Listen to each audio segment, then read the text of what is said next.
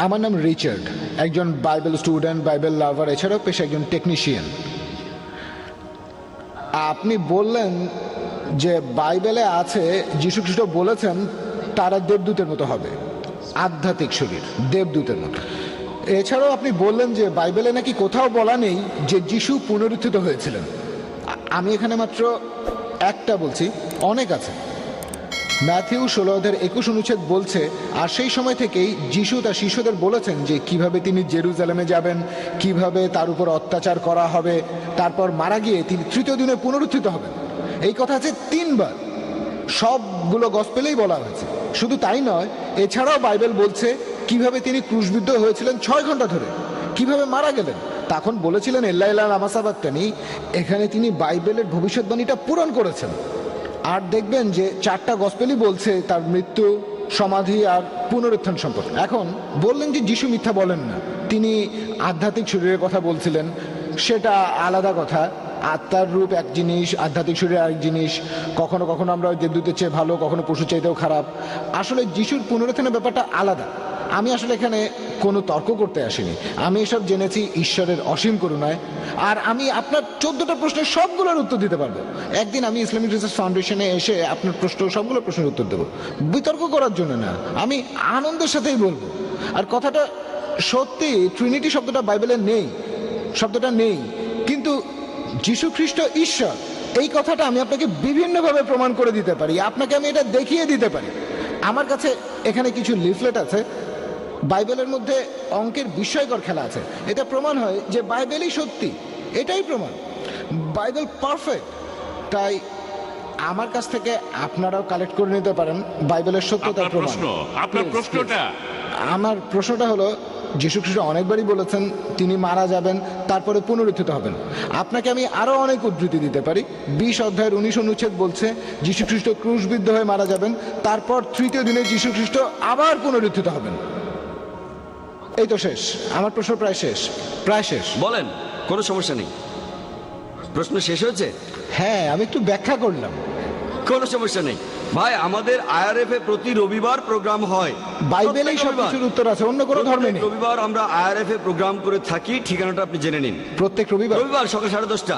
সেখানে আমার লেকচার শেষ হলে আপনি যে কোনো প্রশ্ন করতে পারেন, এমনকি কোরআনের সমালোচনা করতে পারেন, কোরআনের বিরুদ্ধেও বলতে পারেন, সমস্যা নেই। আপনার কথা সাদরে গ্রহণ করবো, আমরা আলোচনা করতে চাই, একে অন্যকে ভালোভাবে বুঝতে চাই। ভাই, বাইবেল নিয়েও জিজ্ঞেস করতে পারেন, সমস্যা নেই। আমি বাইবেল সম্পর্কে আপনাকে জানাবো। হ্যাঁ, অবশ্যই বলবেন। যেমন একটু আগে বললেন ভাই, একটু আগে গসপেল অফ ম্যাথিউ থেকে উদ্ধৃতি দিলেন। কোন উদ্ধৃতি? যিশু বলেছেন তিনি মারা যাবেন, তারপর উত্থিত হবেন।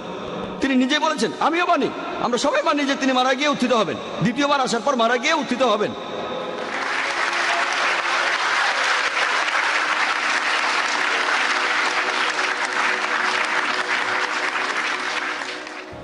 আর দ্বিতীয়বার আসার পর পুনরুত্থান, যেটার কথা কোরআন ও বাইবেলে বলা আছে, সেটাই হবে সত্যিকার পুনরুত্থান, সত্যিকার মৃত্যু, সত্যিকার পুনরুত্থান। আপনি যেটা বলছেন যিশু ক্রুশবিদ্ধ হওয়ার পর মারা গেলেন, আপনি যেটা বলছেন সেটা লোক মুখে শোনে, চোখে দেখা না। আমি জানি কিছু লোক বলছিল আমরা তাকে মৃত দেখেছি, সৈন্যরা বলছিল সেটা। বাইবেলে দেখবেন গসপেল অফ জন 9 অধ্যায়, আমি উদ্ধৃতি দিচ্ছি, গসপেল অফ জন 19 নম্বর অধ্যায় 33 আমরা তাকে মৃত ভেবেছিলাম। যেমন প্যাস্টর মনে করেছিল মেয়েটা মারা গেছে, তিনি আরো বললেন তিনি এক্সপার্ট না, একজন সাধারণ মানুষ। তাহলে একইভাবে সৈন্যরা তাকে মৃত ভেবেছিল। এখন চিকিৎসা বিজ্ঞানে দেখেন, ডাক্তারদের স্টেথোস্কোপ লাগে নারীর স্পন্দন বোঝার জন্য, এছাড়া বিভিন্ন machine, ECG, EEG, heartbeat, brain. তারপর ডাক্তাররা ভুল করে। এই পেপার কাটিং গুলো দেখেন, এগুলো নিউজ আর্টিকেল। একজন লোক 3 ঘন্টা মৃত ছিল, তারপর আবার জীবিত হয়েছে 3 দিন। অনেক, এটা দক্ষিণ আফ্রিকায়, ফিলিপিন্সে অনেক কেস আছে। ডাক্তার পরীক্ষা করেছে যন্ত্রপাতি দিয়ে, এখানে সাধারণ সৈন্যরা পরীক্ষা করে বলছে, তার মানে এ না তিনি মৃত।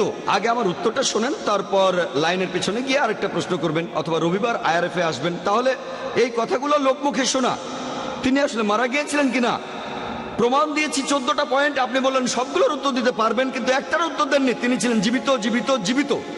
তার মানে তিনি পুনরুত্থিত হননি। তিনি একদিন পুনরুত্থিত হবেন, আমিও মানি, প্রত্যেক মুসলমানই মানে।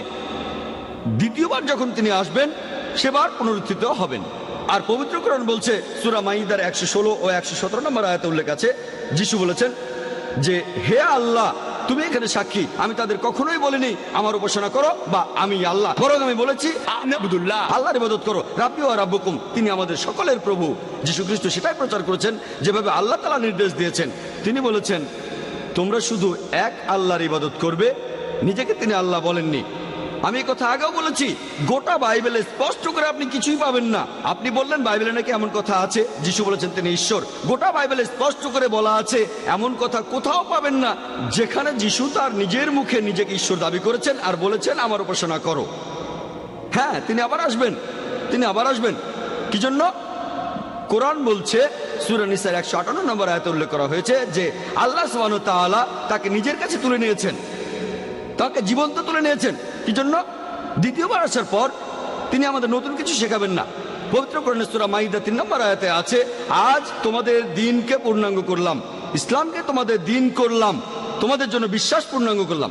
নতুন কিছু তিনি শেখাবেন না। তিনি দ্বিতীয়বার পৃথিবীতে এসে মুসলিমদের নতুন করে কিছু শেখাবেন না। তিনি দ্বিতীয়বার পৃথিবীতে এসে সাক্ষ্য দেবেন যে আমি নিজেকে ঈশ্বর দাবি করিনি, বলিনি যে তোমরা আমার উপাসনা করো।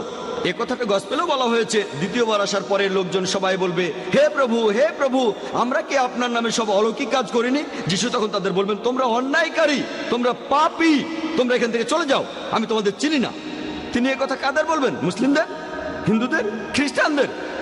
তোমরা আমার নামে অলৌকিক কাজ করেছো, তোমরা এখান থেকে চলে যাও, আমি তোমাদের কাউকে চিনি না। যীশু খ্রিস্ট দ্বিতীয়বার যখন আসবেন সেই সময় পবিত্র কোরআনের সূরা ইমরানের 185 নম্বর আয়াতে উল্লেখ করা হয়েছে, কুল্লু নাফসিন যায়কাতুল মউত, জীবমাত্রায় মৃত্যু স্বাদ গ্রহণ করিবে। যিশু মারা যাবেন সাধারণ মানুষের মতোই, তারপর ইনশাআল্লাহ পুনরুত্থিত হবেন তিনি। আমরাও অপেক্ষা করছি রোজ কিয়ামতের আগে যিশু এই পৃথিবীতে আসবেন। আশা করি উত্তরটা পেয়েছেন।